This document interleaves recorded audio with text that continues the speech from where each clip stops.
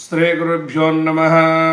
వైష్ణవీ దేవి జ్యోతిష్యాలయం ఛానల్ భక్తులందరికీ గురువుగారి ఆశీస్సులు.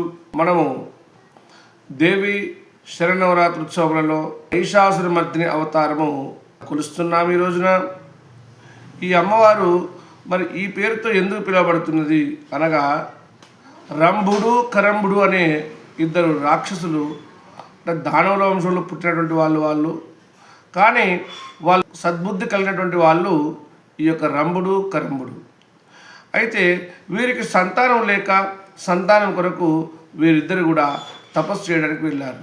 ఆ విధంగా వాళ్ళు తపస్సు చేస్తుంటే ఆ దానవులు చేసే తపస్సు చాలా ఘోరాతి ఘోరంగా చేస్తారు. వాళ్ళ ప్రవృత్తి అలాగే ఉంటుంది కాబట్టి ఇంద్రుడు భయపడిపోయాడు.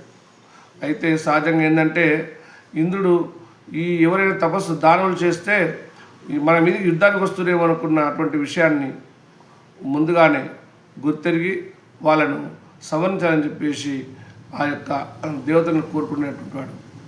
ఆ యొక్క కరంబుని ఇతనే మొసలి అవతారం వెళ్ళి కరంబుని సంహరించాడు నీళ్ళల్లో. ఆ విషయం తెలుసుకున్న రంభుడు కోపోద్రిక్తుడైనాడు. కానీ మనము తపోశక్తిలో ఉన్నాం కావున ఇంద్రుడిని ఏమి చేయరాదు, ముందు తపస్సు చేద్దామని చెప్పేసి ధర్మనితో ఉండి అతను తపస్సు పూర్తి కావచ్చు. బ్రహ్మదేవుడు ప్రత్యక్షమై, నాయన ఏ వరంగాలు కోరుకో అంటే అతను ఆ విధంగా సంతానంగాలను కోరుకున్నాడు. అలాంటి వరాన్ని బ్రహ్మ ప్రసాదించాడు. అతనికి పుట్టినటువంటి వాడే ఈ యొక్క మహిషుడు. అయితే ఈ మహిషుడు అవసరమైతే మానవ రూపము, అవసరమైతే దున్నపోతు రూపం కూడా ధరించేటువంటి వాడు. ఆ యొక్క శక్తి ఉండడం వల్ల అతను ఈ యొక్క దున్నపోతు అవతారంతో చాలా దేవతలను ఇబ్బందుల పాలు చేసేవాడు. ఆ విషయం తెలుసుకున్నటువంటి దేవతలందరూ కూడా కోపోద్రిక్తులయ్యి వారందరూ ఏకమయ్యి అమ్మవారు సృష్టించి అమ్మవారి దగ్గరికి వెళ్ళగా, అమ్మవారు అప్పుడు ఆమె కూడా మహిషాసురమర్దిని అవుతారంటే ఆ యొక్క అందరి ఆయుధాలను తీసుకొని అనేకమైనటువంటి కోపోద్రిక్త రూపంలో వెళ్ళి ఆ మహిషాసురుని సంహరించింది. అందులో దేవతలందరూ శాంతించి స్తుతించారు.